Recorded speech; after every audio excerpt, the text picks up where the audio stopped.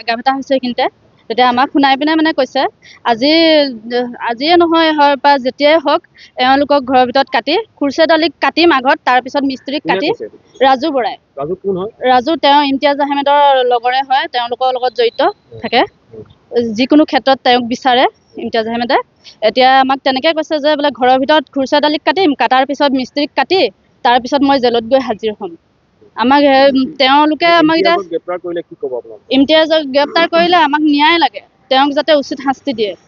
প্ৰশাসনৰ ওচৰত এইটোৱে অনুৰোধ কৰিছোঁ যে অতি সোনকালে তাক নেৰে আৰু আমাক ন্যায় লাগে। পইচা আগতো বিচাৰিছিল? পইচা আগত 9,000কে কথা পাতি দিছোঁ। পিছত সেয়া উচ্ছেদ কৰিম বিষয়ে লৈ পিনে 50,000 টকা দাবী কৰিছিলে। তাৰপিছত 40,000 টকা নিদিলে মানে ঘৰ দুৱাৰ ভাঙি আমাক যাবলৈ কাৰণে ধমকি দিছিলে। আমি নগৈ পিনে সদৰ থানাৰ আমি উপস্থিত হৈ পিনে তেওঁৰ ওপৰত গোচৰ দাখিল কৰিছোঁ।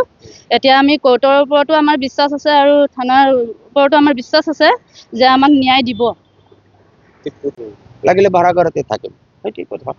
আজি 40 বছৰ ধৰি গোলাঘাটত থাকোঁ। 40 বছৰ ধৰি থাকোঁ ইয়াত। আৰু সিটোতো আপোনালোকৰ নিজৰ মানুহ ইমতিয়াজ? হ্যাঁ, নিজৰ আমাৰ সমাজৰ ধৰ্মীয় একে মানুহ। আমাৰ সমাজৰ একে মানুহ, একে ধৰ্মীয় মানুহ হৈ পেলাই আমাক আঘাত কৰিছে। ডাঙৰ কথা। আমি মনত দুখ পাইছোঁ। সহায় কৰিব লাগে, কিন্তু আমি মনত দুখ পাই আমি বুজাই দিব লাগে। হয়, বেলেগ ঘৰত যা নকৰি পেলাই উল্টাটো কৰিছে। সেইটো কাৰণে আমি মনত দুখ পাইছোঁ। বোলে আইন ন্যায় বিচাৰি চাওঁ আমি পাওঁ নে নাপাওঁ। ঠিক আছে। মাটি ম্যাদী কৰি দিম বুলি টকা দাবী কৰিলে আপোনাৰ 1,05,000। 1,05,000 পৰা আমি তাৰপিছত তেওঁ ক'লে যে 1,05,000 পৰা অলপ কমাই দিয়ক, 9,000কে কথা পাতি ৰাখক। তেতিয়া 9,000কে কথা পাতি আমি দিলোঁ 10.5 কঠা মাটিৰ আপোনাৰ 94,500। সেইখিনি দিয়াৰ পিছত এতিয়া সদ্যহতে আমাক উচ্ছেদ কৰি দিম বুলি ভাবুকি দি তেখেতে আমাৰ পৰা 50,000 টকা দাবী কৰে। 50,000 টকাৰ পিছত তেওঁ 10,000 টকা এটা কমাই 40,000 টকা আমাৰ পৰা দাবী কৰে। আৰু 40,000 টকা নিদিয়াৰ কাৰণে তেখেতে আমাক বিভিন্ন প্ৰকাৰৰ ভয় ভাবুকি দেখুৱাই ঘৰ দুৱাৰ ভাঙি ইয়াৰ পৰা উচ্ছেদ কৰি দিম বুলি দাবী কৰে।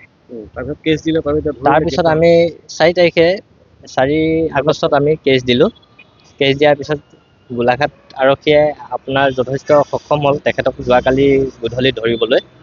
এতিয়া বৰ্তমান তেখেতে থানাৰ ভিতৰতে আছে। কি ক'ব? আৰু আমি এতিয়া এইটোৱে ক'ম যাতে আৰক্ষী প্ৰশাসনে আমাক আৰু কোৰ্টৰ ফালৰ পৰা আমাক ন্যায় লাগে, আমি ন্যায়টো আমি দাবী কৰোঁ।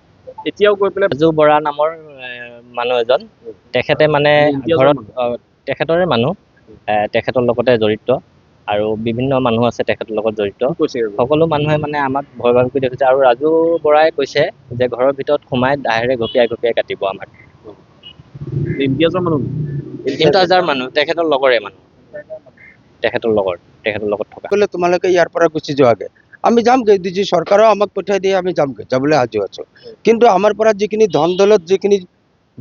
ধন দৌলত আমাৰ পৰা ল'লে সি কৌশল কৰি, সেই ইমতিয়াজ আহমেদে সেই ধনখিনিও আমাক ঘূৰাই লাগে।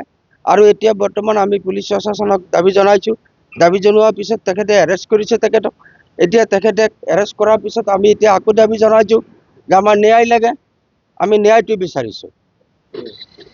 আৰুতো বহুত মানুহ কৰিছে, আৰু বেলেগে ক'ব আৰু আমি কি ক'ম। আমাৰ যিখিনি কৰিছে আমি এইখিনি ন্যায় বিচাৰিছোঁ।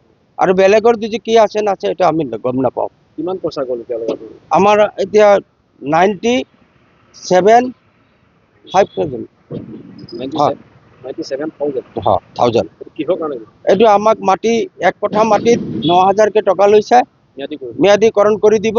আমাৰ 10 কঠা 10.5 কঠা মাটি ম্যাদীকৰণ কৰি দিব। আমি একেলগে বহি পেলাই চবই কাগজ পত্ৰ দিলোঁ মাটিৰ, আমাৰ NRC দিলোঁ, ম্যাদী কৰি দিয়া নাই। আৰু টকাও দিছোঁ, একে জেগাতে বহাতে দিছোঁ টকা। আৰু এতিয়া উচ্ছেদৰ নামত কিমান বিচাৰিছিল? এতিয়া উচ্ছেদৰ নামত আকৌ 50,000 টকা বেলেগ মানুহ দি দাবী কৰাইছিলে। বেলেগ সংগঠনৰ ল'ৰা পঠিয়াই দি দাবী কৰাইছিলে। সেই ল'ৰাকেইটাও আমি চিনি নাপাওঁ। তাৰপিছত তেওঁলোকৰ লগত কথা বতৰা পতালে 50,000 টকা 2 দিনৰ ভিতৰত দিব লাগে। হয়, ইমতিয়াজৰ মাত আছে, কথা পাতিছে হৈছে। পাছত কৈছে 40,000 টকা দিলেও হ'ব। লাষ্টত কৈছে তোমালোকে 4-5 ঘৰে মিলাই দিলেও হ'ব, চবেই দিছে, পইচা দিয়া নাই। পইচাটো লাগে। আমি 4-5 ঘৰে কেনেকে দিম 50,000 টকা?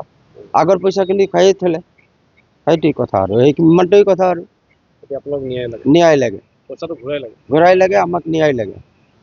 যিকোনো খবৰৰ বাবে যোগাযোগ কৰক 7099017330 লগতে 7099017110 নম্বৰত।